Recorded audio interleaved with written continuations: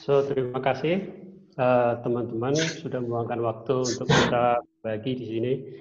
Saya akan coba berbagi tentang IoT di dunia industri. Yes.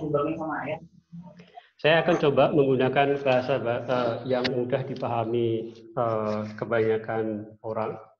Saya coba menghindari jargon-jargon teknikal di sini. Tapi nanti kalaupun ada satu kosakata atau term yang kira-kira kurang jelas, silakan langsung aja dipotong, langsung aja tanya untuk penjelasan lebih detail. Jadi di beberapa slide ke depan, saya akan memperkenalkan sedikit tentang perusahaan di mana saya bekerja. Bukan bermaksud untuk marketing atau promosi, tapi saya pikir ini cukup relevan dengan topik yang akan saya bawakan, dan terlebih lagi saya yakin tidak banyak dari kawan-kawan yang kenal Advantech, perusahaan di mana saya bekerja. Beberapa teman mungkin sudah kenal seperti Kurniadi, ya Kurniadi juga beberapa kali kontak dengan representatif. Terus siapa lagi yang pernah ngobrol itu Cahyadi, ya Cahyadi juga pernah beberapa kali. Memang karena perusahaan ini lebih ke B2B, jadi tidak banyak dikenal seperti halnya Intel misalnya, di mana produk-produknya dijual ke perusahaan bukan ke end customer. Jadi hanya orang-orang yang berkecimpung di area ini yang tahu tentang perusahaan ini. Oke. Di slide berikutnya saya akan putar video singkat kira-kira 2-3 menit tentang Advantech. Suaranya dengar kan ya?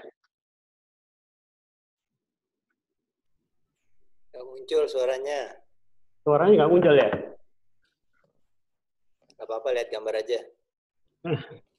Yang kedengaran cuma tulisannya, Pak. Entah, gimana ya caranya?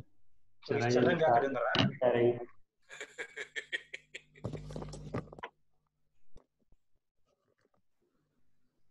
Jadi,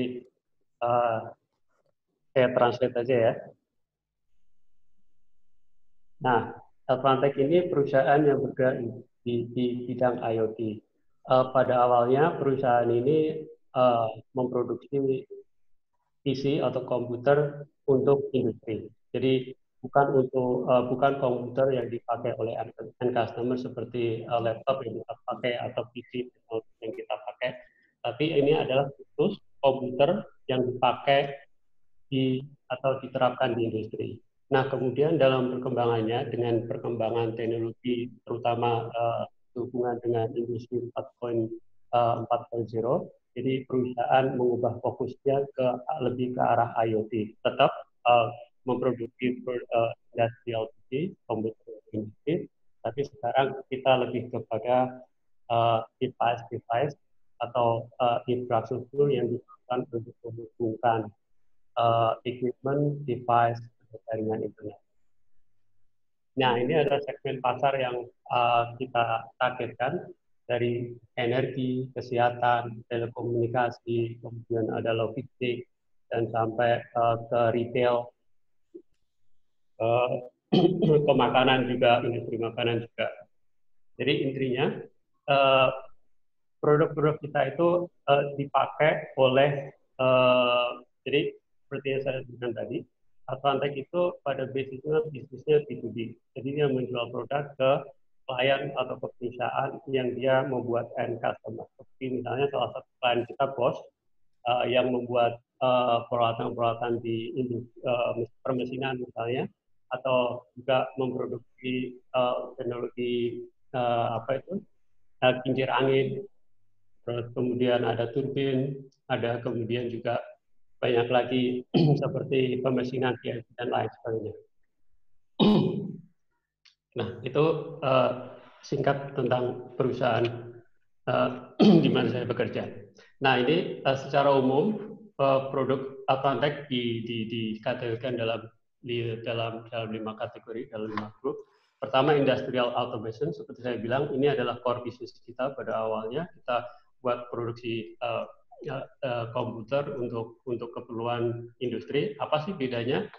komputer untuk industri dan komputer untuk yang kita pakai sehari-hari. Kalau komputer yang kita pakai sehari-hari, pada umumnya kan memiliki spesifikasi yang jelas. Tentu ada varian, model, dan segala macam, tapi variasinya tidak terlalu lebar. Tapi kalau PC untuk industri, itu sangat variasinya atau modelnya sangat-sangat luas sekali. Mulai dari materialnya, mulai dari peripheralnya, mulai dari feature, atau mulai dari software dan sebagainya. Misalnya komputer yang dipakai di industri untuk industri medical yang dipakai di rumah sakit itu materialnya aja sudah beda dengan dengan komputer yang dipakai di misalnya industri perminyakan misalnya. Komputer yang dipakai untuk temperatur yang tinggi, katakanlah di furnace misalnya, dengan temperatur di atas 100 derajat, tentunya harus memiliki material yang berbeda dengan PC yang kita pakai sehari-hari. Itu salah satu contoh. Belum lagi nanti kalau kita lihat spesifikasi misalnya seperti WLAN. Ya. Pada umumnya komputer yang kita pakai, koneksi LAN-nya kan cuma satu. Nah, di PC yang di komputer yang dipakai industri, itu terkadang satu PC dia minta sampai 10 LAN card, jadi 10 WLAN. Dan bahkan tidak hanya dari sisi itu aja, dari sisi ukuran juga berbeda. Kita memproduksi komputer dari ukuran yang mungkin sebesar telapak tangan orang dewasa sampai sebesar lemari server. Jadi variasinya sangat luas sekali. Karena variasi yang sangat luas tadi, karena sangat bervariasi, maka produksinya juga hampir sebagian besar diproduksi secara manual. Ada sebagian yang diproduksi secara otomatis, mass production, tapi kita punya juga facility untuk assembly yang dikerjakan manual oleh manusia. Nah, kemudian grup kedua adalah intelligent connectivity. Ini produk-produk yang berkenaan dengan IoT, Internet of Things. Intinya adalah segala produk atau segala peripheral yang diperlukan untuk menghubungkan satu equipment ini bisa apa aja ke internet. Kemudian ada edge computing. Apa sih edge computing? Jadi bayangkan seperti ini. Halo, ya. Bayangkan seperti ini. Edge computing itu sekarang kan semua device itu terkonek internet. Sebagian besar data-data yang ada di device itu akan disimpan di cloud computing, di cloud, di database yang ditaruh di cloud. Nah, masalahnya semakin banyak data yang akan kita simpan di cloud itu cost-nya semakin tinggi. Jadi misalnya kita punya kamera ya, kamera itu kan merekam CCTV lah, katakanlah CCTV. CCTV itu kan record data hampir setiap seconds, menit, mungkin seconds ya, beberapa seconds. Nah, bayangkan kalau setiap record data yang terrecord itu diupload ke cloud. Bayangkan berapa besar data yang akan disimpan dalam cloud, dan cost-nya pasti akan sangat tinggi sekali. Nah, makanya kita perlu ada satu prosesor yang berjalan, yang dekat dengan kamera tersebut untuk kira-kira memilah secara smart kira-kira data apa aja yang perlu di cloud, yang perlu di-upload ke cloud. Tentunya nggak semua data atau nggak semua capture yang dilakukan, yang didapat dari CCTV itu perlu diupload. Misalnya CCTV itu harus bisa sepintar mungkin mengidentifikasikan objek-objek yang penting, dan berdasarkan objek itu dia akan upload data ke cloud. Jadi jumlah data yang diupload ke cloud bisa diminimalkan sebanyak mungkin. Dan itulah fungsinya edge computing. Jadi bisa dibilang komputer atau proses komputasi yang smart, yang diinstal dekat dengan device atau equipment yang dihubungkan ke internet. Kemudian ada juga embedded system, ini kurang lebih tentang produk-produk seputar motherboard, kemudian berbagai macam komponen-komponen komputer, elektronik, ya, seperti berusaha industri otomotif sekarang, saya yakin sebagian besar dashboard di dashboard mobil kawan-kawan, teman-teman pasti banyak sekali komponen elektronik. Dari mulai touchscreen, kemudian ada ya radio dan sebagainya. Dan itu semuanya perlu embedded system. Kemudian grup yang terakhir adalah WISE-PaaS. Nah, WISE-PaaS ini adalah platform yang memungkinkan kita upload data secara otomatis dari device Internet of Things (IoT) device yang terkonek internet ke cloud system. So, jadi platform ini memudahkan kita, sekalipun kita tidak punya skill yang cukup di bidang IT, diharapkan dengan menggunakan platform ini kita sudah bisa menghubungkan device apapun itu ke internet dan mengupload datanya ke cloud computing system. Nah, itu kurang lebih tentang Advantech. Nah, ini tadi juga sudah disinggung. Jadi ini target segmen kita. Ada produk yang dibuat untuk mensupport yang penggunaannya di bidang energi atau di bidang ini ya lingkungan, seperti misalnya panel panel surya, kemudian di turbin, dan ada banyak juga. Kalau kawan-kawan melihat fasilitas turbin angin misalnya yang sekarang yang besar-besar itu, di situ juga banyak komponen elektroniknya, kemudian touchscreen ya, touchscreen komputer dan sebagainya. Kemudian di smart factory and manufacturing ini sudah jelas, terutama kawan-kawan yang bekerja di industri otomotif, tentunya hampir semua proses dilakukan oleh robot dan itu memerlukan komputer. Kemudian retail dan hospitality. Ini juga salah satu bisnis yang pada saat ini juga cukup cukup menarik. Kalau misalnya kawan-kawan pergi ke McD, saya pernah itu di Jerman sudah cukup banyak. Saya nggak tahu di Jakarta. Kalau kawan-kawan ke McD itu kan ada point of sales, point of services, di mana kita bisa order on-site makanan, kemudian tanpa harus kita ke kasir. Saya yakin kawan-kawan juga sudah pernah melihat seperti ini ya. Nah, itu juga salah satu produk yang kita jual.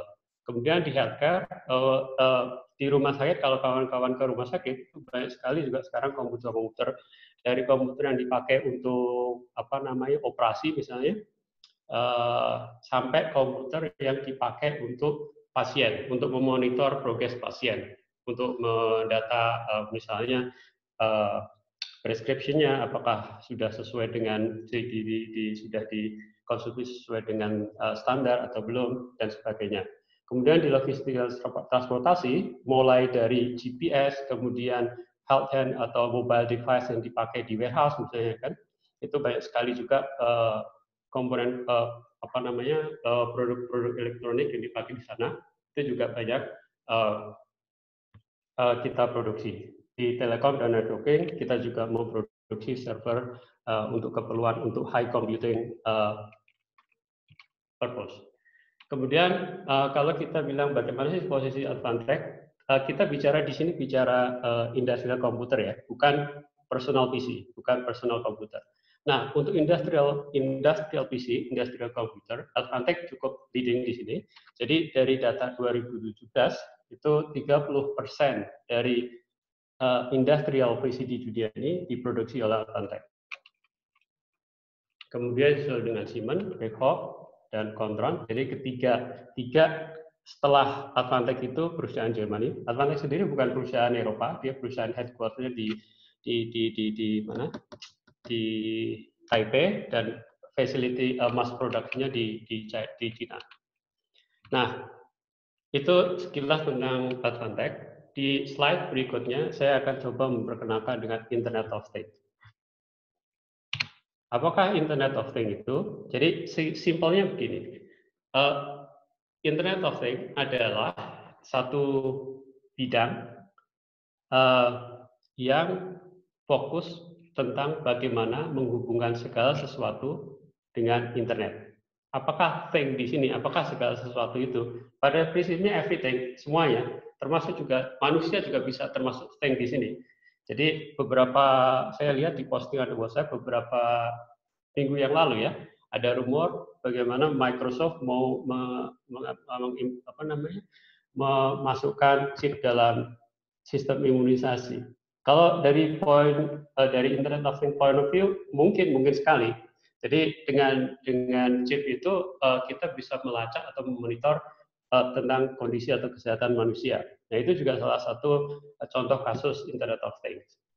Nah, tapi beberapa institusi atau organisasi seperti misalnya Bosch dan beberapa ada juga Siemens, mereka tidak memasukkan smartphone dan PC dalam IoT karena by nature kedua device ini memang sudah punya perangkat untuk terhubung dengan internet. Jadi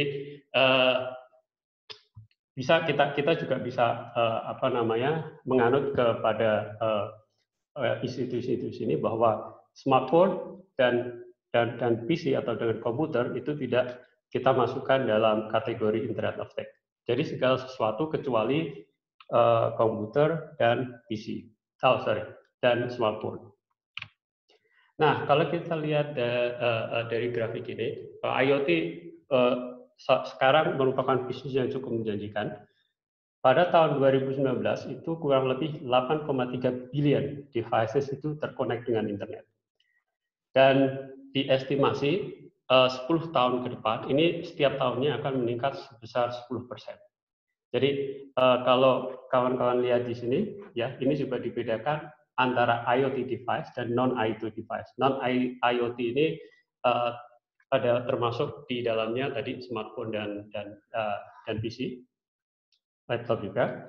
Nah, di estimasi marketnya pada tahun 2026 itu sekitar 1,1 triliun US dollar. Ini luar biasa. Dan Advantech sendiri, terutama Advantech Eropa ya, dalam 5 tahun terakhir itu revenue growth-nya itu sekitar 20% peningkatannya dalam 5 tahun terakhir ini.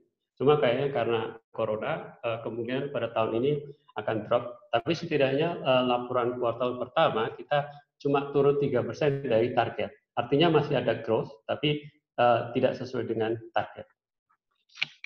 Nah, jadi mungkin juga ini nanti saya yakin di Indonesia juga akan trennya akan serupa. Jadi IoT saat ini cukup menjanjikan dari perspektif bisnis karena tren kecenderungannya orang ingin semuanya terkonek dengan internet untuk memudahkan aktivitas mereka. Ini dari sisi bisnis. Kemudian di slide ini saya ingin menjelaskan secara sederhana bagaimana sih IoT itu bekerja. Jadi gini, tadi kita sudah sedikit singgung bahwa segala sesuatunya itu bisa dihubungkan dengan internet. Apa syaratnya menghubungkan sesuatu itu dengan internet?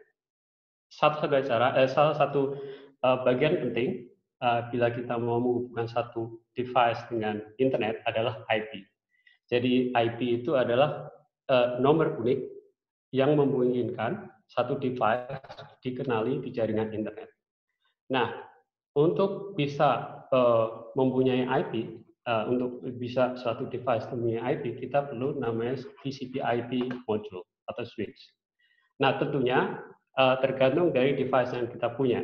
Kalau beberapa equipment atau device yang sudah punya, yang bisa menghasilkan data, signal, entah itu ya analog atau digital, kita bisa langsung ubah data itu atau signal itu melalui IO device, input output device. Input output device ini adalah satu alat yang akan mengubah signal analog menjadi digital. Jadi satu-satunya cara kita bisa transfer data ke internet itu hanya dengan melalui data digital. Jadi kalau equipment kita memproduksi data analog harus kita ubah dulu ke digital, baru kita bisa transfer ke internet. Nah, kemudian tapi kalau seandainya kayak misalnya kita punya pompa yang dulu kita temui di mekanika fluida misalnya, sebagian pompa kan belum bisa menghasilkan signal baik analog maupun digital. Nah, perlu kita pasang sensor. Jadi misalnya kalau kita mau memonitor seberapa cepat putaran pompa melalui internet, kita bisa pasang sensor untuk mengukur kecepatan itu. Kemudian kita hubungkan sensor itu dengan IoT device. Nah, kemudian dari IoT device itu kita kehubungkan ke satu equipment yang memiliki TCP/IP modul. Di beberapa alat TCP/IP modul ini sudah terintegrasi dengan IoT device. Seperti produk-produk yang dibuat Advantech, ini adalah contoh-contoh produk yang dibuat oleh Advantech. Jadi IoT device dan TCP modul itu sudah jadi satu. Jadi kalau kita mau menghubungkan satu device, satu peralatan atau equipment ke internet, itu kita cukup perlu satu alat ini, itu IO device, input output device. Di dalamnya sudah ada TCP/IP module yang memungkinkan kita untuk memberikan IP ke alat-alat yang kita mau sambungkan itu. Jadi sangat simpel sekali. Kemudian dari TCP/IP ini akan masuk ke router dan router ke internet. Itulah ini salah satu sekarang terutama yang di Eropa, Advantech Eropa. Jadi ini produk-produk inilah yang paling hot seller. Jadi paling banyak kita jual untuk beberapa tahun terakhir ini.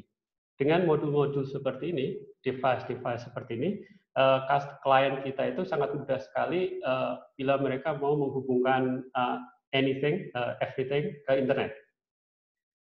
Ya, itu secara umum. Itu rezim pertama. Kita bilang standalone. Standalone artinya peralatan itu secara independen dia bisa terhubung dengan internet. Nah, cara kedua bagaimana menghubungkan sesuatu ke internet itu adalah dengan menggunakan middleware. Ini biasanya berlaku untuk peralatan-peralatan yang kecil. Misalnya wearable seperti watch, jam tangan yang teman-teman pakai, Garmin atau Apple iOS Watch atau apapun, atau mungkin lampu atau segala home appliance yang kita pakai kita pakai sehari-hari untuk kebutuhan rumah tangga, itu umumnya mereka terhubung ke internet melalui middleware. Jadi middleware itu bisa bisa berupa handphone atau PC atau mungkin IoT hub atau bahkan semacam voice enabled device seperti Alexa atau Siri atau Google atau apa itu yang Microsoft punya, Cortana. Jadi untuk produk-produk untuk device yang kecil-kecil ini, mereka umumnya akan dikontrol melalui handy. Jadi seperti yang kita punya ya, Garmin. Kalau kawan-kawan yang punya Garmin, kalau mau upload data ke internet kan harus dulu di-download ke mobile kan, ke apps lewat apps ke mobile dulu, baru mobile nanti di-upload ke internet. Seperti halnya kalau kita punya lampu, kalau meskipun seperti misalnya Alexa, ya kalau kawan-kawan punya Alexa, itu kan Alexa itu bisa mengontrol hampir semua peralatan yang ada di rumah kita. Dari lampu, kemudian dari vacuum cleaner, kemudian sound system, televisi dan sebagainya kan.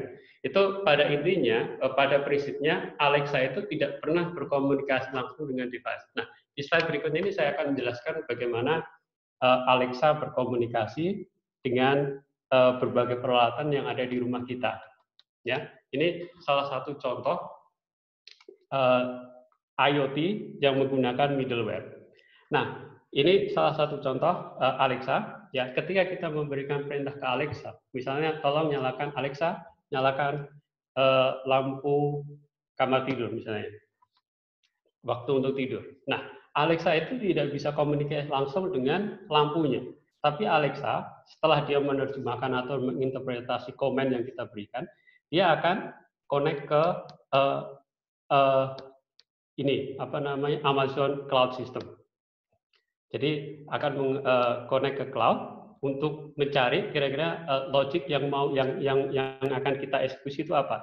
Jadi sebelumnya kita harus sudah membuat program yang kita upload di sistemnya Amazon.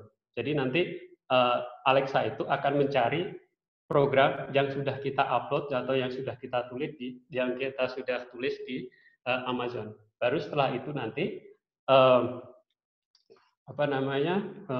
sistem cloud dari Amazon itu akan connect ke ke cloud system dari device itu, kemudian akan cloud system dari device itu akan aktivasi memberi komen ke device, dan device ini yang akan komunikasi dengan peralatan-peralatan rumah tangga yang kita punya. Jadi Alexa sama sekali tidak langsung komunikasi, dia tidak tahu alat peralatan atau device yang ada di sekitarnya. Itulah kenapa ada anekdot. Alexa itu tanpa internet seperti batu hitam, seonggok batu hitam. Tidak ada apa-apanya. Dia tidak bisa berfungsi apa-apa kalau tidak ada internet. Jadi melihat alur informasi seperti ini, Anda bisa membayangkan bagaimana security-nya. Anda harus hati-hati, kita harus hati-hati ketika menggunakan Alexa, karena semua komen yang kita berikan atau kita sampaikan ke Alexa itu akan disimpan oleh Amazon. Jadi mungkin sekali data-data yang kira-kira krusial atau misalnya kata-kata spesial yang kita ingin orang lain tidak tahu, sebaiknya juga tidak diucapkan ke Alexa. Nah, ini contoh bagaimana voice enabled device atau salah satu IoT hub berfungsi. Nah, kemudian kalau ada yang bertanya, bagaimana sih masalah security? Memang sampai saat sekarang security di IoT device itu masih jadi perdebatan. Tapi tidak terlepas apakah itu IoT ataukah apapun, selama kita ini juga berlaku untuk komputer, untuk laptop atau smartphone. Sekali kita membuka atau menghubungkan smartphone atau PC kita dengan komputer, itu seperti halnya kita membuka pintu untuk rumah kita. Jadi selama kita terhubung dengan internet, pada intinya itu safety itu nggak ada atau security itu nggak ada. Sekali saya tahu IP komputer kawan-kawan, saya bisa melakukan apa aja. Saya bisa sampai mengoperasikan misalnya kamera atau mengoperasikan apapun ya, apapun. Jadi saya sarankan sekali teman-teman itu menghubungkan peralatan dengan internet, tolong diaktifkan firewall. Walaupun ini tidak bisa mengeliminasi mencegah hacker 100%, tetapi setidaknya bisa mengurangi risiko dari kena serangan hacker. Nah, untuk IoT sendiri, jadi ini ada beberapa tips, terutama kalau kawan-kawan ingin menghubungkan tadi peralatan home appliance menggunakan middleware, di mana pada intinya dari device itu ke mana dari device ke middleware itu akan berkomunikasi melalui Wi-Fi. Nah, kalau misalnya kawan-kawan mengontrol satu IoT melalui handy atau melalui smartphone atau komputer apapun, usahakan jangan menggunakan public Wi-Fi. Ataupun kalaupun Anda misalnya kawan-kawan punya banyak, tergantung apabila kawan-kawan punya banyak peralatan IoT di rumah, ya sebaiknya buat jaringan tersendiri. Jadi buat jaringan intranet tersendiri dalam rumah. Kemudian menghubungkan dengan internet dengan satu gateway. Jadi kita lebih mudah mengontrol data yang masuk atau keluar lewat gateway itu, sehingga peralatan IoT kita relatif aman. Itu yang tips pertama. Kemudian yang kedua, biasanya kalau kita beli IoT device itu sudah ada default manufacturing setting. Jadi usahakan agar kita ubah setting, terutama setting security-nya, apakah itu password atau apakah itu nama username dan sebagainya. Kemudian sekarang itu banyak juga IoT yang sudah menjual two factor authentication. Artinya setiap kali kita mau mengakses IoT, kita akan mendapatkan notifikasi melalui mobile device kita. Jadi kita tahu kalau misalnya ada seseorang yang mau menggunakan IoT device kita dari tempat lain, itu kita akan dapat notifikasi. Kemudian router juga penting, karena tadi kawan-kawan lihat di sini ya, Nah, saya kembali ke beberapa slide sebelumnya. Yang metode yang kedua, menghubungkan IoT device dengan internet. Itu biasanya IoT device akan berkomunikasi apakah itu lewat Bluetooth atau wireless ke middleware. Middleware ini bisa PC, bisa smartphone, atau bisa IoT hub. Nah, kemudian baru ke internet. Tentunya kalau kita mau nyambung ke internet, kalau kita punya pasang internet sendiri di rumah, tentunya ada router kan. Nah, usahakan juga ketika kita instalasi router, sebaiknya namanya juga diganti, jangan menggunakan pakai nama default dari manufacturer, dan termasuk juga password dan username-nya juga perlu diganti.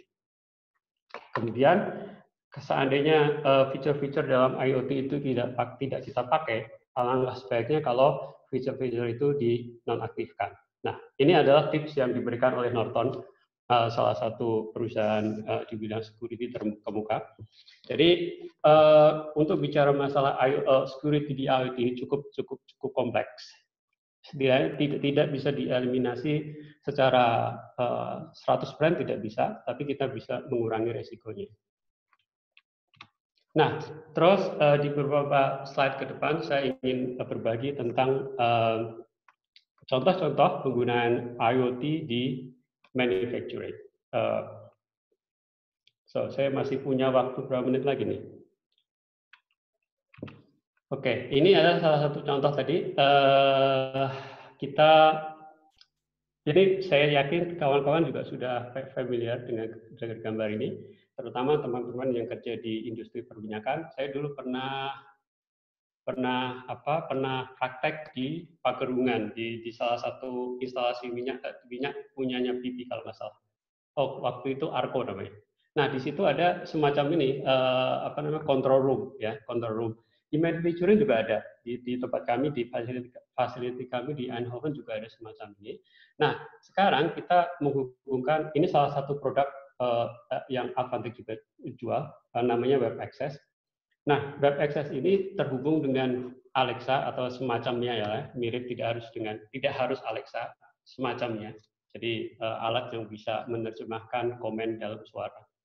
Nah, kalau kita menghadapi situasi penting, biasanya kan kalau dulu orang yang bekerja di control room ini kan harus dia memonitor layar selalu kan, all the time. Kemudian dia harus lihat kan ada beberapa tanda kalau misalnya ada situasi urgent, misalnya dengan sirine atau segala macam. Nah, dengan Alexa itu kita bisa lebih mendetailkan berbagai macam event tersebut. Misalnya kalau ada kondisi-kondisi darurat, Alexa bisa menginformasikan kepada orang yang bekerja di control room ini tentang sesuatu itu dan memberikan informasi lebih detail secara otomatis. Jadi ini juga membuat pekerja lebih rileks, jadi tidak harus selalu memonitor, memplototi atau melihat layar 24 jam, tapi dengan Alexa atau semacam virtual assistant ya, asisten virtual ini membuat mereka lebih rileks dan relatif lebih mudah mengidentifikasi hal-hal atau event-event hujan yang kecil. Nah, ini salah satu contoh implementasi IoT di manufacturing, terutama di control room. Nah, contoh kedua adalah menggunakan bagaimana sekarang di industri juga sudah banyak menggunakan kita sebut teknologi ini dengan augmented reality. Kalau kawan-kawan pernah lihat tuh ada Google Glass, ada HoloLens dan sebagainya, kacamata pintar lah ya, kacamata pintar. Itu juga bisa dipakai untuk beberapa hal industri. Nah, sebelum kita balik ke kasus, ada mungkin kawan-kawan bisa search di Google itu, ada di sana ada virtual reality, augmented reality, ada mixed reality. Ya. Ada 3 jenis reality. Apa sih bedanya masing-masing teknologi ini? Jadi virtual reality itu bisa kawan-kawan bayangkan seperti ini. Kita membuat satu objek di dunia virtual, ya, termasuk juga objek dan alur cerita ya. Nah, objek itu hanya ada di dunia virtual, tidak memberikan efek apa-apa di dunia nyata. Contohnya misalnya ketika tahun berapa tuh, tahun 90-an kan kawan-kawan lihat film Matrix. Film Matrix, seseorang punya semacam dunia virtual. Ya, ketika seseorang terhubung dengan dunia virtual itu, dia mengalami pengalaman virtual, tapi setelah dia kembali ke dunia nyata, tidak ada apa-apa, ya kan?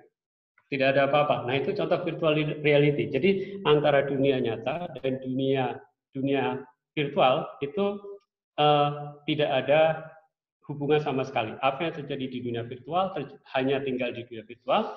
Apa yang terjadi di dunia nyata juga terjadi di dunia nyata. Tidak ada hubungan satu sama lain. Nah, kemudian generasi kedua muncul yang namanya augmented reality. Augmented reality itu seperti ini. Nah, contoh yang bagus itu kawan-kawan tentu kenal Pokemon kan? Pokemon, ya, Go Pokemon itu. Nah, di situ kan sudah ada mulai kombinasi antara dunia virtual dan dunia reality. Ya, kita punya game, kita punya objek berupa monster yang seolah-olah hidup di dunia nyata. Jadi di dunia nyata itu kita menggunakan map itu, jadi seolah-olah ada monster di satu tempat tertentu, walaupun di realitinya itu nggak ada.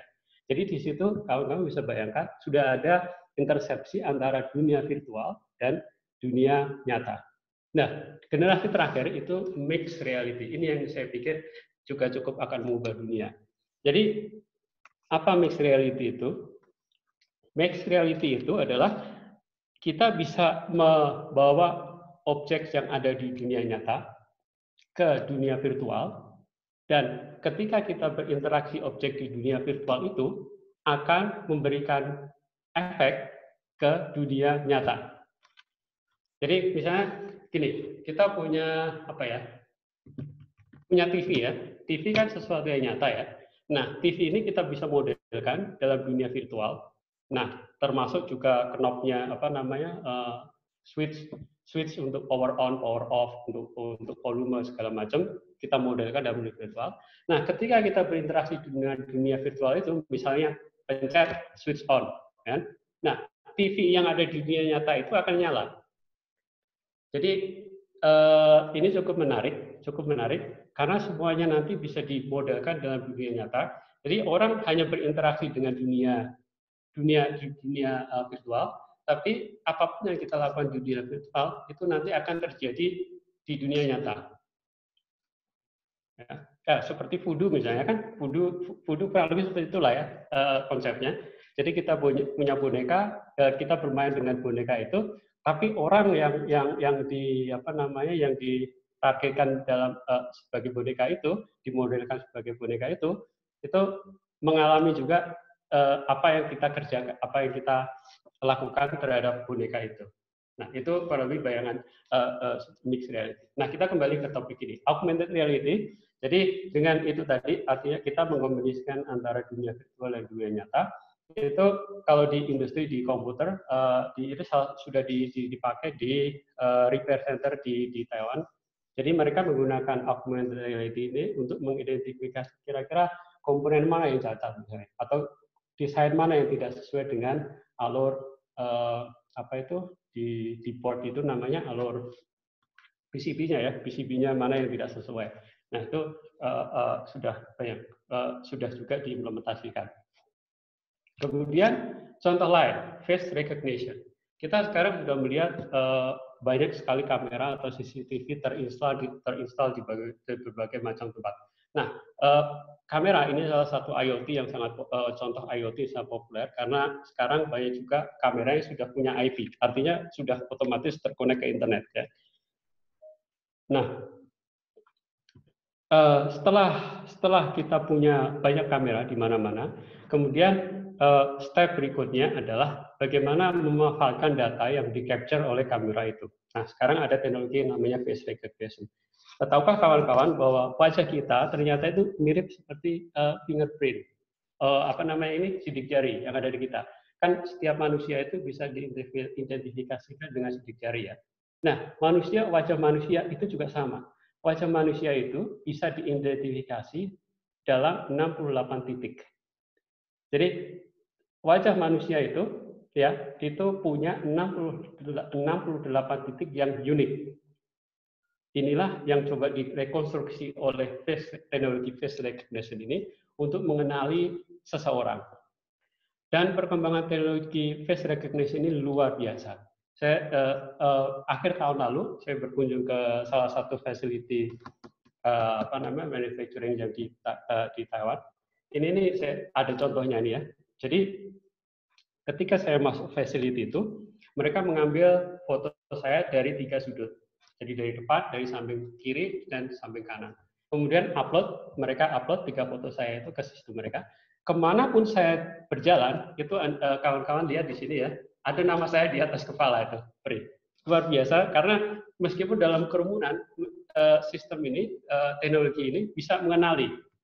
Jadi kalau misalnya saya masuk ke ruangan, ya, mau masuk ke ruangan tertentu, itu sudah otomatis, itu akan terbuka. Karena dia mengenali saya. Jadi kalau kita tidak dikenali oleh sistem mereka, jadi kita tidak bisa melakukan apa-apa. Dari membuka pintu, dari mengoperasikan peralatan atau bagaimanapun. Dan saya cukup impresif dengan akurasi dari teknologi ini sekarang perkembangan ini. Dan harus saya akui sampai saat ini saya sudah banyak mengerjakan proyek di berbagai negara dengan beberapa orang-orang bertalenta dari yang paling timur Tokyo sampai barat Silicon Valley. Saya harus akui Asia punya keunggulan lebih di bidang IT daripada orang Eropa, daripada Barat. Pertama mungkin karena masalah policy regulasi ya. Misalnya di Cina, kalau kita mau install teknologi semacam face recognition ini, mereka dengan mudah bisa melakukannya tanpa ada pelanggaran regulasi. Tapi kalau di Eropa itu sangat-sangat sulit sekali. Ketika kita memperkenalkan teknologi ini, banyak sekali perdebatan masalah privasi, masalah regulasi, masalah aturan dan sebagainya, sehingga perkembangannya juga cukup terhambat. Ini salah satu contoh juga di salah satu facility di Kunshan di Cina dekat Shanghai. Mereka juga sudah menggunakan face recognition ini untuk mengidentifikasi apakah pekerja itu sudah lelah atau enggak. Ini digambar. Jadi di gambar tengah itu juga ada ilustrasi bagaimana orang menguap. Nah, kalau misalnya si pekerja itu sudah tampak lelah, nanti akan ada semacam warning atau semacam ini ya, notifikasi gitu. Sehingga dia bisa apakah perlu istirahat ataukah perlu break sebentar gitu. Kemudian juga dipakai untuk absensi, check in, check out gitu ya, untuk merekod data, untuk merekod jam kerja dan sebagainya. Nah, ini salah satu contoh penerapan face recognition. Nah, contoh lain ini juga kita pakai salah satu ini bukan video sebenarnya, tapi sekedar ilustrasi. Tapi kita juga menggunakan robot yang sama. Nah, ini kita sebut sebagai AGV, Auto Guided Vehicle. Jadi bagusnya di sini, uniknya di sini, kita jadi benar bahwa sebagian orang berkata di zaman industri 4.0 ini kita harus siap-siap bekerja bersebelahan dengan robot. Dan ini sudah terjadi. Jadi AGV ini dia cukup smart ya, cukup smart. Jadi AGV ini ya membantu kolega yang bekerja di assembly center untuk mengambilkan barang-barang tertentu ketika mereka melakukan assembly. Karena di industri komputer kan relatif ya, barang-barangnya itu kecil, komponen-komponen dan sebagainya. Jadi kita tidak mungkin menggunakan conveyor. Nah, AGV ini sangat membantu sekali karena dia pintar. Ini sudah terhubung dengan MES, Manufacturing Execution System kita. Nah, AGV ini akan menerima perintah dari MES, Manufacturing Execution System. Nah, dia sudah tahu kemana dia harus pergi, kemana dia harus mengambil satu barang yang diperintahkan oleh MES. Dan kemudian pergi ke satu tempat lain dan untuk mengantarkan barang itu. Jadi AGV ini akan berkomunikasi melalui Wi-Fi kan, ada semacam ada semacam receiver juga untuk mengontrol, untuk tetap mengontrol AGV ini. Dan pinternya kalau kawan-kawan lihat nih, dia itu sudah tahu kalau misalnya ada penghalang, dia langsung belok, jadi bisa menghindari penghalang. Kalau misalnya ada obstacle di depannya, dia bisa menghindar. Relatif juga cukup impresif. Dan satu lagi, salah satu yang cukup menarik, AGV ini juga bisa parking sendiri dan bisa charge sendiri. Kita punya beberapa slot parking gitu. Jadi kalau dia lagi tidak dipakai, dia bisa menemukan tempatnya dan kembali parking. Nah ini contohnya parking, kemudian dia langsung charging. Nah cukup menarik. Nah ini dia langsung charging.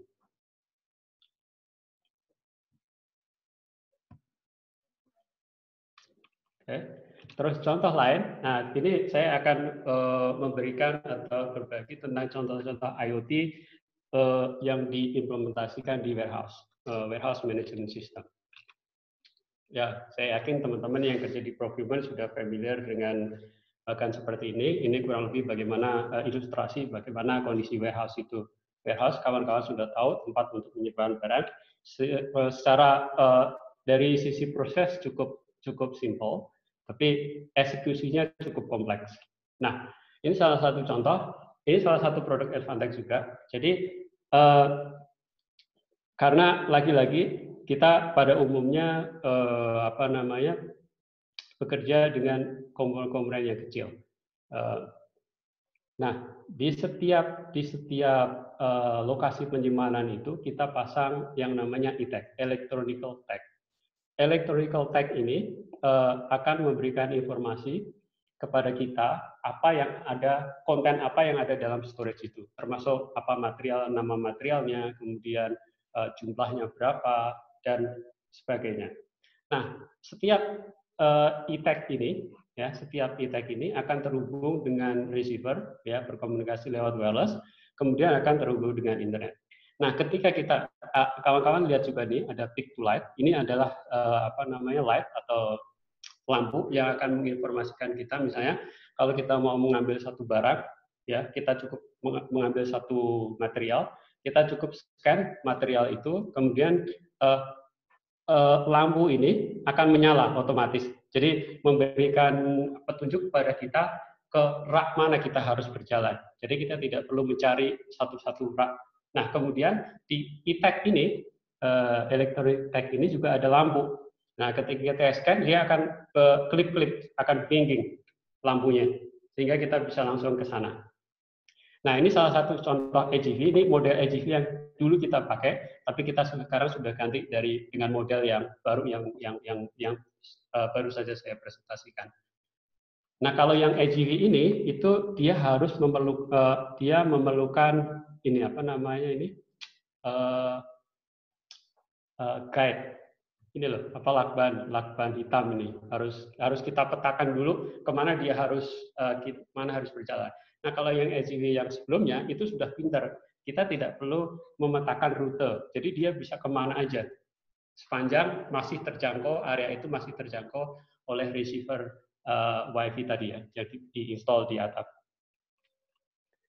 Kemudian contoh lain, vision picking. Vision picking ini apa? Kawan-kawan sudah familiar dengan dari Google Glass ya dulu, tapi sayangnya tidak dilanjutkan. Kemudian Microsoft juga punya produk serupa yang khusus didesain untuk keperluan industri, namanya HoloLens. Jadi dengan menggunakan kaca ini kacamata pintar ini itu akan memudahkan pegawai di warehouse itu mengambil barang. Jadi di video berikutnya ini akan ada ilustrasi bagaimana HoloLens atau kaca pintar dipakai untuk picking, proses picking di warehouse. Nah, ini kurang lebih seperti ini ilustrasinya. Jadi ketika kita mau ambil beberapa barang atau kita sebut sebagai picking, orang yang bersangkutan cukup bilang nomor ordernya. Jadi tidak bisa dikontrol melalui suara. Ini kita bilang ada di situ ilustrasinya di kanan atas, kawan-kawan lihat. tinggal sebut order nomor berapa. Nah, kemudian sistem akan cari list barang yang ada dalam order tersebut. Ini harus handphone dua pieces, netbook 1 pieces, TV, dan sebagainya. Nah, kemudian kaca pintar ini akan memberikan rute. Nah, akan memberikan rute, ada anak panah itu, di mana pekerja itu harus berjalan. Nah, kemudian setelah menemukan, si pekerja ini ambil barangnya, kemudian scan. Jadi, si kaca pintar itu juga ada scannernya, kemudian scan secara otomatis, inventory di warehouse akan di-update. Nah, ini salah satu sekarang proyek yang kita sekarang buat di Eindhoven. Sekarang masih prototyping. Berikutnya, nah ini contoh lagi bagaimana shipment, ya, shipment dilakukan secara dari packaging, shipment, kemudian forwarding dilakukan secara otomatis. Jadi ketika kita bagaimana nih? Saya aktifkan lagi ya. Ya. Jadi sistem ini memungkinkan kita untuk melakukan packaging secara otomatis. Jadi barang itu cukup kita taruh di karton, kemudian kartonnya akan kita taruh di conveyor. Otomatis peralatan ini akan menutup karton itu, kemudian mengisolasinya. Nah, kemudian kita pasang juga di sini sensor untuk mengukur sensor untuk mengukur dimensi dari karton itu, kemudian berat dari karton itu. Nah, kemudian informasi ini dikirim ke forwarder, itu bisa DHL, kalau di Indonesia mungkin JNE dan sebagainya ya. Karena kalau kita mau mengirim barang kan informasi ini harus diketahui oleh forwarder untuk menentukan berapa harganya kan. Nah, kemudian data-data ini dikirim secara otomatis ke sistemnya forwarder. Nah, kemudian dari forwarder kita akan menerima informasi untuk mengeprint label. Ya, kalau kita mau kirim barang kan Amazon misalnya, itu kan ada tiket semacam label dengan format tertentu kan. Nah, otomatis setelah kita mengirim data-data tentang paket itu, kita akan dapat bisa print out label itu, akan secara otomatis juga ditambah ke box itu. Nah, setelah proses ini selesai, kemudian akan otomatis juga update data ke SAP. Nah, ini Bang Izal nih expertise-nya. Jadi kalau kita melakukan shipment itu kan punya yang namanya delivery document kan, delivery number ya. Nah, ketika shipment itu sudah confirm, maka delivery ini perlu di-update, menginformasikan bahwa delivery ini sudah selesai, komplit, kemudian siap untuk di-deliver ke konsumen, dan otomatis nanti forwarder akan datang karena semua informasi sudah kita kirim ke sistem mereka. Jadi semua proses ini dari packaging, ya, wrapping, packaging, kemudian sensing mengukur dimensi dan berat dari karton itu, kemudian sampai update informasi ke SAP, semua dilakukan secara otomatis oleh sistem ini. Nah, kita sebut sebagai ini integrated shipment solution. Ini project ini kita lakukan di facility kita di Milpitas di Silicon Valley. Akhir tahun yang lalu, ya sebenarnya awal tahun ini harus launching, tapi karena corona jadi agak tertunda. Nah, kemudian berikutnya artificial intelligence. Loh, mungkin kawan-kawan bertanya, topik kita IoT, kenapa kita sampai artificial intelligence? Ya. IoT adalah satu step awal. Ya, tadi kita bicara bagaimana menghubungkan berbagai macam peralatan, equipment, device dengan internet. Ya. Itu satu tahap. Tahap berikutnya, kita berharap setelah semua peralatan itu terkoneksi dengan internet, kita berharap mereka punya intelijensi untuk bisa berkomunikasi satu sama lain, menginterpretasi informasi itu, kemudian secara intelijen mengambil keputusan sendiri. Jadi semacam autonomous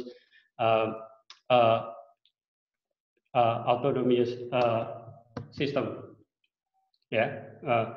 Nah, untuk bisa melakukan itu kita perlu sistem yang intelijen. Itulah kenapa kita selalu ketika kita bicara IoT, kita juga bicara artificial intelligence. Dan itulah sebenarnya intinya industri 4.0. terus terang saya agak kalau di Indonesia agak kurang struck dengan penggunaan kata industri 4.0, agak abuse menurut saya, karena terlalu latah dipakai atau untuk melabeli berbagai macam event tanpa mengerti apa sebenarnya industri 4.0. Kalau di Indonesia ketika saya bicara dengan orang-orang ya, tentu tidak semua, mereka bilang Tokopedia, Gojek segala macam industri 4.0. Padahal itu adalah teknologi ya yang di awal tahun 2000 itu di Eropa, di Amerika sudah biasa. Itu seperti Tokopedia, Bukalapak itu kan e-commerce ya, atau termasuk juga ada Grab, Gojek, itu adalah e-commerce, bukan industri 4.0. Apa sih yang menandai industri 4.0 itu? Kawan-kawan tentunya sudah tahu kan sejarah industri itu. Industri 1.0 itu fokus pada mekanisasi, penggunaan mesin uap. Kemudian industri 2.0 ya, itu fokus pada mass production. Kan? Kemudian industri 3.0 itu fokus pada automation. Jadi automation itu bukan industri 4.0, tapi 3.0. Industri 4 ada 3 hal penting yang menjadi karakter dari industri 4.0. Pertama, Internet of Things, kemudian artificial intelligence dan cloud computing. 3 hal itulah yang menjadi ciri khas dari industri 4.0. Tidak semua sistem yang otomatis itu intelijen. Saya ulang lagi. Tidak semua sistem yang otomatis itu intelijen. Seperti misalnya RPA, kita mengenal robotic processing RPA, robotic process automation. Jadi misalnya mengetik, saya pernah lihat juga ada yang posting di grup kita. Misalnya ada yang posting ngetik secara otomatis misalnya. Itu otomasi, bukan sistem intelijen, bukan AI, bukan artificial intelligence. Apa sih artificial intelligence itu? Ada 3 hal yang menandai sistem itu intelijen atau tidak. Satu, sistem itu kita bisa bilang sistem itu intelijen kalau punya kemampuan melakukan perception, learning, dan reasoning. Perception artinya itu bisa menginterpretasikan informasi yang dia terima sesuai konteksnya. Learning artinya sistem itu harus bisa melakukan proses berpikir secara logis. Tentunya sesuai dengan tujuan yang didefinisikan dan bisa juga melakukan reasoning. Nah, apa contoh AI? Contoh AI ini adalah ini ya. Kalau saya yakin kawan-kawan sudah familiar dengan Google Translator. Penerjemah Google Ini adalah salah satu contoh tools atau sistem yang intelligence. Karena dia sudah tahu konteks. Coba kawan-kawan buka Google Translator, ketik saya berjalan. Dia tahu bahwa maksudnya itu berjalan itu kita berjalan dengan kaki. Makanya translasinya akan di situ kita lihat I walk. Saya berjalan. Dia tahu bahwa kita berjalan artinya berjalan dengan kedua kaki. Nah, beda lagi meskipun dengan kata yang sama berjalan, tetapi dengan konteks yang lain. Kita ketik misalnya acara berjalan lancar. Google tahu bahwa berjalan di sini maksudnya bukan berjalan dengan kaki, tapi maksudnya ini konteksnya adalah tentang event. Jadi dia terjemahnya juga the event went well. So, ini adalah sistem yang pintar. Contoh sistem yang pintar. Bayangkan.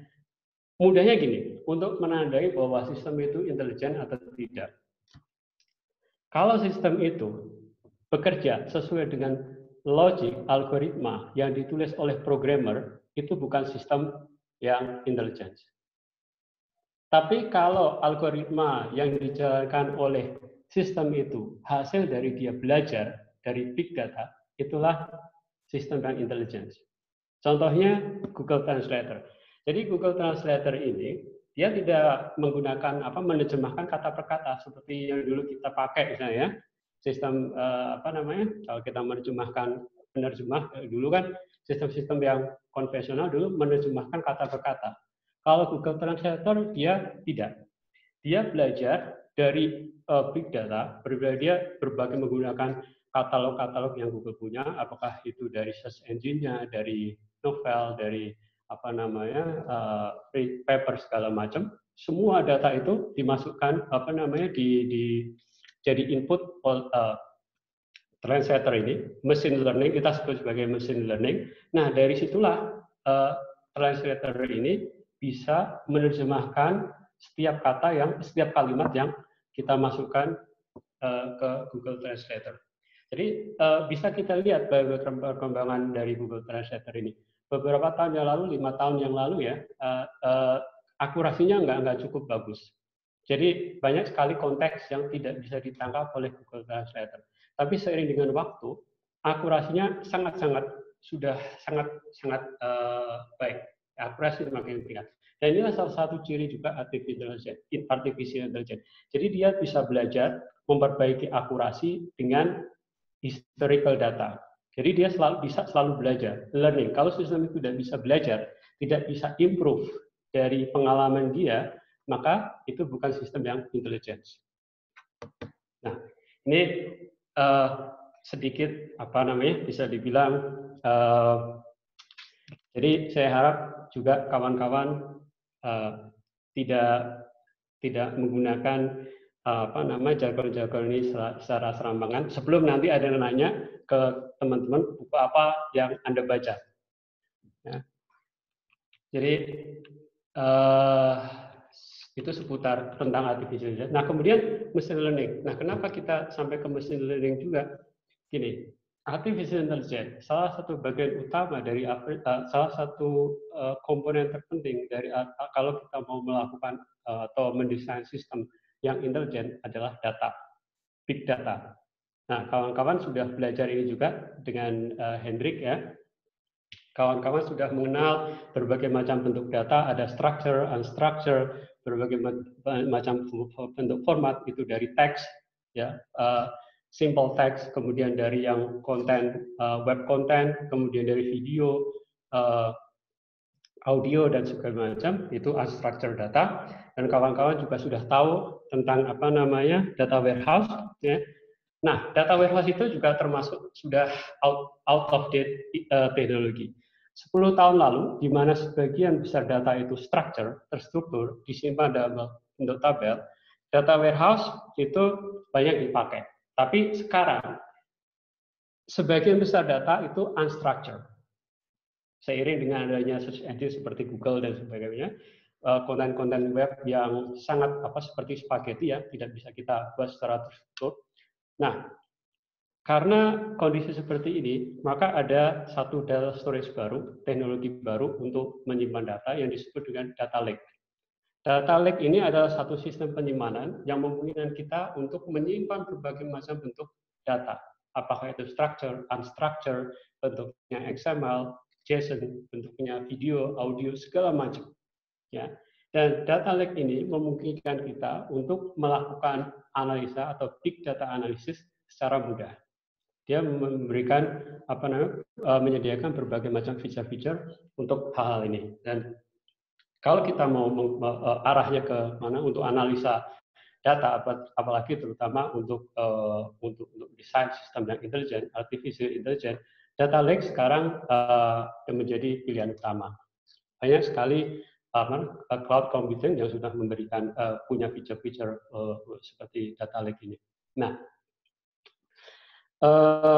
jadi apapun nanti, saya yakin nanti pada ketika kawan-kawan nanti berlanjut untuk belajar big data akan ketemu juga tentang machine learning. Jadi machine learning ini adalah salah satu teknik yang dipakai oleh AI, artificial intelligence, untuk belajar dari data. Jadi pada prinsipnya apapun teknik yang akan kita pakai, proses untuk mendesain artificial intelligence ini ada 5 step. Pertama, data preparation, jadi kita kumpulkan dulu berbagai macam data, kemudian kita clean up itu data. Jadi kita data-data yang outlier, data-data yang istilahnya tidak sesuai dengan pattern, itu harus kita buang. Kemudian tahap berikutnya itu ada yang disebut featuring, jadi feature engineering. Jadi memilah kira-kira variabel apa yang berhubungan dengan target yang mau kita capai. Misalnya kalau kita mau katakanlah Contohnya ya, contoh simpel ya. Kalau kita mau ilustrasi simpel ya, kalau kita mau menggunakan artificial intelligence untuk misalnya memprediksi berapa sih order untuk bulan depan. Nah, di situ kan tentunya ada banyak variabel yang mempengaruhi jumlah order kan. Baik itu dari sisi misalnya kondisi ekonomi atau mungkin model yang kita launching atau kemudian apalagi harga segala macam kan. Promosi, marketing, segala macam. Itu adalah variabel-variabel yang mungkin akan mempengaruhi jumlah penjualan. Nah, itu harus kita lakukan featuring. Jadi kita identifikasi kira-kira variabel mana yang punya pengaruh kuat ke target yang akan kita capai. Nah, kemudian step ketiga, setelah kita melakukan featuring, adalah memilih model algoritma yang akan kita pakai. Banyak sekali model algoritma yang sekarang ada, tersedia di Python atau mungkin TensorFlow, ada kita kenal linear regression, polynomial regression, decision tree, ada juga neural network, ada juga deep learning, banyak sekali. Nah, setelah itu kita harus tentukan juga apakah kita mau menggunakan supervised model atau unsupervised model. Kemudian setelah itu kita harus menentukan melakukan training ya, mentraining model yang kita buat.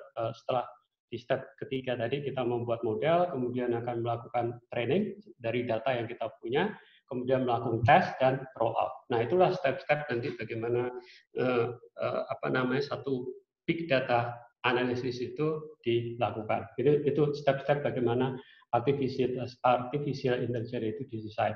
Nah, di area mana artificial intelligence atau big data analysis diimplementasikan? Sekarang hampir semua bidang. Ada misalnya di properti juga bisa. Jadi dengan AI, jadi kita bisa mengetahui kira-kira kalau memulai objek, kalau kita punya objek di daerah tertentu dengan spesifikasi misalnya jumlah kamar, kemudian fasilitas segala macam, kita bisa memprediksi berapa harga kira-kira yang pantas. Atau misalnya di dunia asuransi seperti Yudi bekerja di sana, itu juga sudah dipakai. Misalnya ketika misalnya ada customer baru, klien baru yang mau misalnya daftar untuk asuransi dengan menggunakan AI, kita bisa estimasi kira-kira berapa besar risk kalau kita menanggung asuransi orang tersebut. Dan hampir di semua bidang. Dan bahkan di salah satu perusahaan yang cukup retailer yang cukup besar di Jerman, Otto, itu dia sudah menggunakan AI ini secara otomatis dia tahu di bagian supply chain-nya. Di bagian supply chain-nya itu bisa memprediksi berapa jumlah item yang dia harus order dari vendor untuk beberapa bulan ke depan. Dan akurasinya lumayan surprise, sekitar 90%. Otto, dia bekerja sama dengan dia menggunakan algoritma yang dipakai oleh CERN. CERN itu salah satu pusat penelitian di Swiss, Universitas Swiss, dan seputar nuklir, ada seputar itu yang kawan-kawan pernah baca tentang terowongan modeling untuk terowongan saya lupa. Apalah ya itu. Nah, tapi kita fokus di sini, kembali ke fokus kita. Nah, ya. Nah, kemudian bagaimana kalau misalnya ada bertanya, nah AI ini kan atau komputer ini kan hanya bisa memproses data-data yang dalam wujud angka ya. Bagaimana kalau kita punya variabel yang hanya bisa dikualifikasi, tidak bisa dikuantifikasi? Banyak hal-hal di dunia nyata itu tidak semua bisa dikuantifikasi, tapi bisa kita kualifikasi. Misalnya nih contohnya, contoh simpel. Kalau kita tanya, Bang Izal itu tinggi nggak ya? Nah, kan beda-beda tergantung. Ada yang bilang kalau misalnya tingginya 160, oh ya tinggi. Tapi kalau tingginya 170 akan bilang tidak, pendek kan. Ada yang bilang agak tinggi, oh sedang, kayak gitu kan. Berbagai macam ekspresi untuk menjelaskan, untuk menjawab satu pertanyaan. Nah, dengan menggunakan fuzzy number, ini dulu saya pernah lakukan di disertasi saya, bagaimana mengkuantifikasi ketidakpastian. Ya, Mas Pri. Ya. Fuzzy number-nya di lab dinamik ya? Oh, enggak, beda. Saya lakukan di disertasi saya. Jadi dengan fuzzy number ini kita bisa mengkuantifikasi satu variabel yang kualitatif. Ya. Tentunya ada berbagai macam modeling yang bisa kita pakai. Apakah kita mau pilih linear fuzzy atau sigmoidal fuzzy dan sebagainya. Intinya semua hal variabel itu bisa dikuantifikasi. Misalnya kalau terutama hal-hal yang berkenaan dengan keputusan top management ya, susah untuk mengkuantifikasi misalnya performance yang manajemen suka bicarakan. Kan mereka hanya bisa bilang, oh bagus, agak bagus. Wah, gimana nih kalau kita mau pakai AI untuk menganalisa justifikasi seperti ini, ya? Nah itu pentingnya kita menggunakan fuzzy, jadi mengkuantifikasi sesuatu yang kualitatif. Ya. Nah ini salah satu proyek yang kita lakukan dengan machine learning ini kita lakukan dengan University Eindhoven di Eindhoven. Jadi intinya, jadi seperti kawan-kawan tadi ketahui, perusahaan kita perusahaan global ya. Fasilitas produksi kita ada di berbagai macam negara dan kita juga jualnya ke worldwide. Nah, kita punya platform online di mana customer kita itu bisa melakukan konfigurasi sesuai dengan kebutuhan mereka. Jadi ketika mereka mau purchase komputer, mereka bisa memilih chassis seperti apa, kemudian motherboardnya model apa, kemudian RAM-nya dan sebagainya. Dan ini online. Dan langsung divisualisasikan bagaimana nanti bentuk komputer itu. Nah, challenge-nya adalah, tantangannya adalah karena komponen-komponen ini dibuat di berbagai negara, kita tidak tahu persis kapan, misalnya ada kita customer yang di Eropa ya, order satu komputer lewat platform online kita dengan order satu komputer berbagai macam komponen, dan komponen itu diproduksi dari berbagai macam daerah. Kita punya facility di Amerika, facility di Cina, di Taiwan. Nah, tantangannya, challenge-nya adalah bagaimana kita tahu kapan setiap komponen itu bisa datang tepat waktu di facility kita di Eropa, sehingga kita bisa masih punya waktu untuk sampel, kemudian delivery ke customer. Nah, sampai saat ini kita masih menggunakan rule of thumb menggunakan shipment schedule yang sudah definisikan oleh tim supply chain. Tapi metode ini akurasinya sangat lemah. Kadang-kadang ya kita merasa bahwa ada beberapa kita berpikir bahwa kita bisa melakukan hal-hal yang lebih baik, atau waktunya itu bisa lebih diestimasikan lebih akurat untuk komponen-komponen tertentu. Kalau menggunakan shipment schedule yang ada, itu kan estimasi secara kasar untuk seluruh komponen kan. Tapi pada prakteknya kan setiap komponen itu punya lead time ya. Kalau kita bicara bahasa supply chain, lead time ya namanya ya. Itu berbeda-beda kan. Nah, dengan menggunakan machine learning ini kita mencoba mau mengestimasi untuk lebih akurat. Jadi kalau misalnya ada order yang customer itu buat order melalui platform online, melakukan konfigurasi mereka sendiri, kemudian dengan menggunakan machine learning ini kita bisa mengestimasi lebih akurat kira-kira kapan semua komponen itu bisa tersedia di facility yang kita mau gunakan untuk assembly. Ya, seperti itu. Nah, kita percaya bahwa dengan seperti ini nanti kita bisa memperpendek delivery time kita ke customer. Nah, ini masih dalam proses analisis. Nah, nanti mudah-mudahan kita bisa dapat hasil yang bagus. Nah, itu sudah selesai, itu yang terakhir ya tentang machine learning. Nah, sekarang waktu kalau misalnya kawan-kawan ingin ada pertanyaan atau yang didiskusikan atau feedback, monggo silahkan. Oke, makasih Mas Pri. Aku nggak bisa menyimpulkan, kayaknya nggak kompeten. Sudah bisa disimpulkan. Biarin aja, udah cukup tersimpulkan dengan sendirinya. Apalagi kalau Mas Pri yang ngintip chatnya udah rame nih, chat paling rame ini. Ada pertanyaan nggak? Langsung aja deh. Hendrik sama Panji kayaknya dari tadi tuh banyak pertanyaan, biar dijawab sama Mas Pri. Pertama ya, buku apa sih yang Anda baca gitu? Yang ditanya gini ya. Nah, ini salah satunya ya. Nggak tahu. Mungkin ini nggak ada kibinya sih, ini lebih simpel. Jadi Itu buku beneran tuh, nggak covernya doang? iyalah, ini kalau mau lihat isinya nih. Wah. Cover itu. Tapi bukan ini ya, ini nggak ada rumusnya nih, nggak ada integral, nggak ada turunan atau nggak ada apa. Pri, itu bahasa apa, Pri? Hah? Bahasa apa tuh, Pri? Tuh, lihat nih, bahasa apa tuh? Itu Nggak kelihatan. Bahasa Jerman. Nggak kelihatan. Oh, nggak kelihatan ya, bahasa Jerman. Bahasa Jerman, Bo. Pak.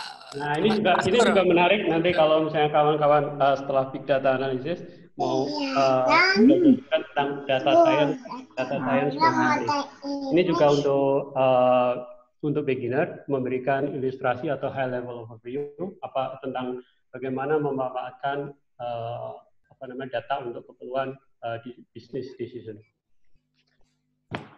PDF-nya ada, Mas? Aduh, ini sayangnya nggak ada. Kalian aja. Udah minta PPT-nya. Hah?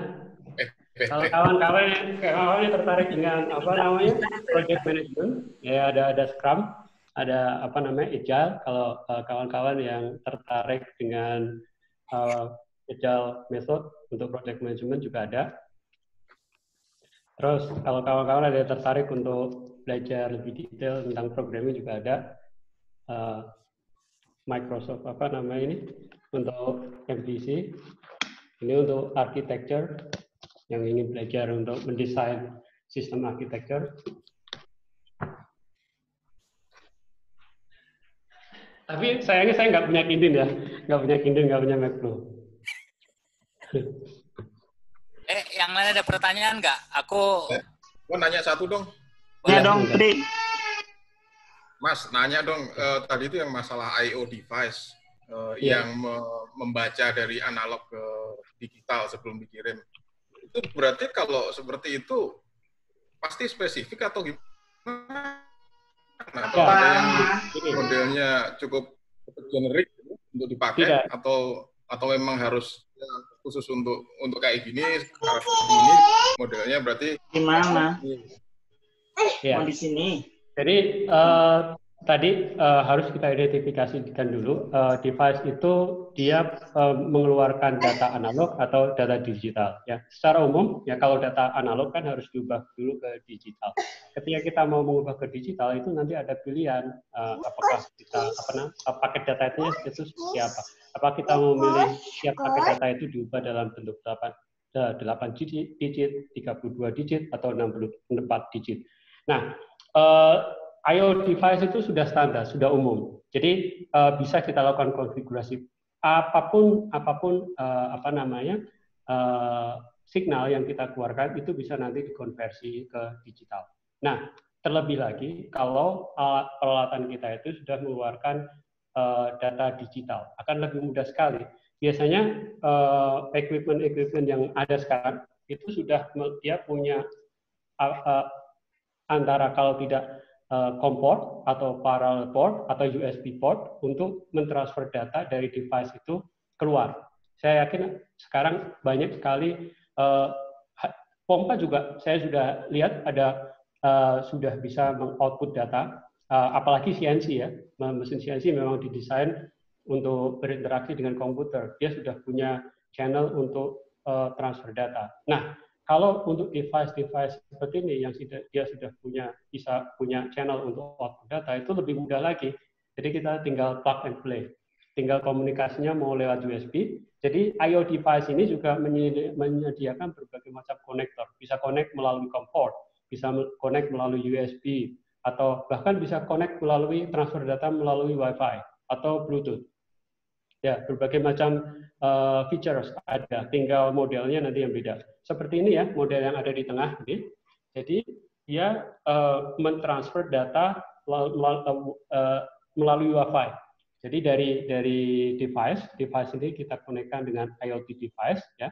Kemudian IoT device ini akan transfer data melalui Wi-Fi ke receiver yang punya TCP IP modules yang terkonek dengan internet. Jadi untuk beberapa kondisi misalnya kan ketika kita di lapangan itu tidak memungkinkan kita untuk menarik kabel kan, Nggak mungkin kita narik kabel berseliweran, apalagi kalau safety menjadi concern ya. Kita nggak mungkin untuk tarik kabel lalu layang. Nah, Wi-Fi adalah salah satu, atau Bluetooth salah satu solusi yang bisa dipakai untuk kondisi seperti itu. Itu kurang lebih. Kira-kira menjawab nggak ya? Lumayan. Berarti artinya kalau misalkan di peralatan, anggaplah kalau itu baling-baling itu apa tuh? Ya. Itu berarti harus ada sesuatu yang membaca dulu dong ya, membaca analognya itu dulu. Harus ada sensor dulu. Sensor. Betul. Oke. Ya. Oke. Paham. Ya, ada sensor dulu, betul. Harus ada sensor yang membaca data, kemudian sensor ini kan biasanya mengeluarkan output signal kan, apakah signal analog atau signal digital. Nah, kemudian signal digital ini ditransfer ke IoT device, kemudian baru ke internet. I/O-nya ini kan standar ya, I/O device-nya untuk Betul. semua. Ini configurable, jadi bisa dikonfigurasi. Jadi di situ banyak sekali port-port gitu loh, kecil-kecil yang bit ya. Dipakai di industri biasa kan, tidak perlu yang kompatibel sama IoT gitu kan? Yang perlu kita pertimbangkan kalau kita mau connect ke internet itu TCP/IP. Jadi IoT device ini dia tidak bisa menghubungkan ke internet tanpa device yang punya TCP/IP modul. Nah, TCP/IP modul ya. Itu ada di router TCP/IP-nya. TCP/IP enggak di router, itu cuma dia untuk mencari di mana IP. Jadi untuk menghubungkan device atau peralatan kita ke internet, kita harus memberikan IP address ke equipment itu. Nah, IP address ini diberikan oleh TCP/IP modul ini. Dari device.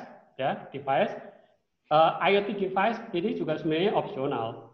Kalau sudah memungkinkan untuk bisa transfer ke internet juga nggak apa-apa. Tapi pada umumnya, karena nggak semua peralatan itu bisa langsung datanya bisa dikonversi ke protokol yang dipakai oleh internet. Jadi protokol internet itu menggunakan TCP/IP protokol. Ya, TCP/IP protokol untuk bertukar informasi, bertukar data. Nah, nanti baru setelah kita punya IP akan disambungkan ke router. Nah, router ini akan mencari, karena kalau kita sudah masuk ke internet, ke jaringan internet itu kan jutaan bahkan million atau billion IP address kan. Jadi setiap komputer kita atau setiap smartphone yang kita pakai, ketika terhubung ke internet, maka smartphone kita itu punya IP. Nomor unik yang dipakai untuk mengidentifikasikan smartphone kita atau komputer kita. Sama juga dengan equipment. Kalau equipment kita mau terkonek dengan internet, harus punya IP. Sekali IP sudah di-assign atau sudah diberikan, kita bisa berkomunikasi. Oke. Pertanyaan terakhir nih ya. Ya. Prof Panji mau nanya langsung nggak? Apa gue baca ini? Monggo, Profesor Panji, monggo langsung Prof. Prof nih, dokter to dokter yang gitulah. Pakai bahasa Jepang apa Jerman? Waduh, ini yang repot nih. Kalau itu saya pakai Google Translate dulu kalau mau pakai bahasa Yapun. Enggak, Pri. Aku nanya ini aja, Pri. Kalau menurut penerawangannya Pri ini di Indonesia, kira-kira penerapan IoT apa yang bakalan booming bermanfaat gitu ya? Ya, booming bermanfaat ya. Kalau trennya seperti ini ya, kalau saya lihat tren teknologi yang sudah ada itu ada semacam gap apa yang sekarang sudah ada atau ramai di dunia, kemudian sampai di Indonesia. Seperti misalnya e-commerce ya, Bukalapak, Tokopedia segala macam. Kalau di dunia lain kan 10 tahun yang lalu sudah 1-2 dekade yang lalu sudah ramai kan, kita kenal ada Amazon, eBay kalau di Eropa. Nah, kita baru kenal setelah 10 tahun yang lalu. Demikian juga dengan IoT. Sekarang banyak, tadi sudah saya bilang, banyak dibicarakan atau disebut-sebut industri 4.0. Tapi dari pengalaman saya berkomunikasi dengan rekan-rekan di Indonesia, itu belum menyentuh esensi industri 4.0. Jadi hanya sekedar jargon-jargon politik atau jargon-jargon marketing. Nah, sekarang yang banyak dikomunikasikan, yang banyak diberitakan, terutama oleh politisi-politisi kita, itu smart city. Ya, smart city mungkin adalah salah satu yang cukup menarik kita tawarkan ke politik itu karena ini punya semacam punya semacam marketing pemberitaan yang bagus di media buat politisi itu kan. Nah, tapi smart city juga kalau saya lihat implementasinya di berbagai daerah juga punya definisi yang sangat sangat berbeda sekali. Saya temui itu satu daerah dia mengaku punya smart city, tapi ketika kita kunjungi hanya sebatas web aplikasi. Jadi seperti tadi saya bilang, kosakata di Indonesia atau term-term yang dipakai di sana itu tidak sesuai dengan apa yang kita temui di textbook ya. Walaupun saya juga mengakui tidak harus selalu mereferensi textbook, tapi kalau setiap orang punya atau bikin definisi sendiri, susah kita akan berkomunikasi. Itu susah pasti kita bisa apa? Itu di Kota Pati pasti. Ada Pati juga, ada beberapa daerah di Jawa juga saya ketemui seperti itu. Nah, kemudian seperti misalnya teknologi yang Profesor Panji buat tuh ya, Goal, juga bisa juga dihubungkan dengan internet. Misalnya untuk memonitor ketika proses itu terjadi ya, itu kan bisa dipasang sensor. Kemudian mungkin satu ide lagi buat Goal, karena sekarang orang banyak menggunakan platform internet ya untuk melakukan bisnis, bisa juga profesor buat platform untuk memungkinkan user atau klien-klien itu untuk meregister atau semacam memungkinkan mereka untuk memberikan atau menginformasikan sampah yang mereka punya sehingga nanti profesor tinggal keliling untuk ambil. Jadi bisa kerjasama dengan Gojek atau Grab untuk mengambil kan. Itu untuk dari sisi mungkin supply chain-nya ya, untuk mengoleksi, untuk mengumpulkan sampah-sampahnya. Kemudian dari sisi IoT untuk pengembangan produk sendiri juga bisa dibuat lebih otomatis atau lebih kekinian juga bisa dihubungkan dengan internet. Dengan modul-modul seperti ini mudah sekali untuk melakukan. Jadi tidak perlu skill yang terlalu advance, ya perlu dasar-dasar teori, mengerti tentang dasar-dasar teori tentang digital, signal digital dan sebagainya, data konversi, tapi tidak perlu yang ini banget, yang perlu dalam banget, tidak perlu yang advance banget. Sangat mudah untuk melakukan konfigurasi dengan IO device ini. Jadi terutama produk-produk yang Advantech buat, maaf ini bukan marketing, tapi dari produk-produk yang ada yang saya lihat itu sudah memudahkan sekali user atau klien itu membuat IoT system apapun itu. Jadi kalau misalnya saya mau mengontrol AC ya, AC mengontrol AC dari internet, saya beli aja AC yang kira-kira bisa mengeluarkan data digital. Bahkan sekarang ada juga banyak itu misalnya saklar atau lampu segala macam yang bisa dikontrol internet kan, itu bisa dengan kita simpel misalnya. Kalau kita mau mengontrol sistem yang on off, misalnya kita mau menyalakan atau mematikan AC, cukup kita beli saklar listrik yang bisa dikontrol lewat handy, smartphone, tinggal on off aja. Jadi nanti pendingin kita, fasilitas pendingin kita bisa on off dari smartphone. Dan simpel, semua orang bisa buat seperti itu. Oke, Pri. Thank you. Ditunggu ya, Pri ya? Siap. Tunggu di Indonesia. Oh iya. Mana tak kenal. Kemarin saya pulang Februari. Kemarin saya Februari pulang cuma sebentar di mana? Ada undangan di mana itu? Di Unsur tentang IoT juga. Tentang IoT cuma beberapa minggu. Sayangnya terlalu cepat balik, jadi nggak bisa nggak sempat kena corona. Kalau sempat karantina corona kan bisa lebih lama di Indo. Kayak Hendrik kan bisa lama di Indo. Ada alasan. Saya udah di sini 1 minggu baru kena lockdown di sini. Saya ngumpet aja kok. Ya, kenapa? Saya cuma ngumpet. Iya, cuma ngumpet. Iya. Oke, Mas Pri, terima kasih banyak nih sharingnya, benar-benar berguna. Amin. Beneran kok, serius ini. Dan sayangnya kita di Jakarta nih 10 menit lagi kita mau buka, kayaknya masih kita akhiri dulu. Nanti kita tunggu sharing-sharingnya lain ya.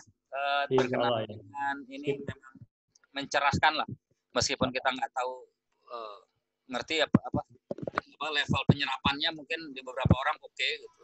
Kalau di saya ngerti kok lah.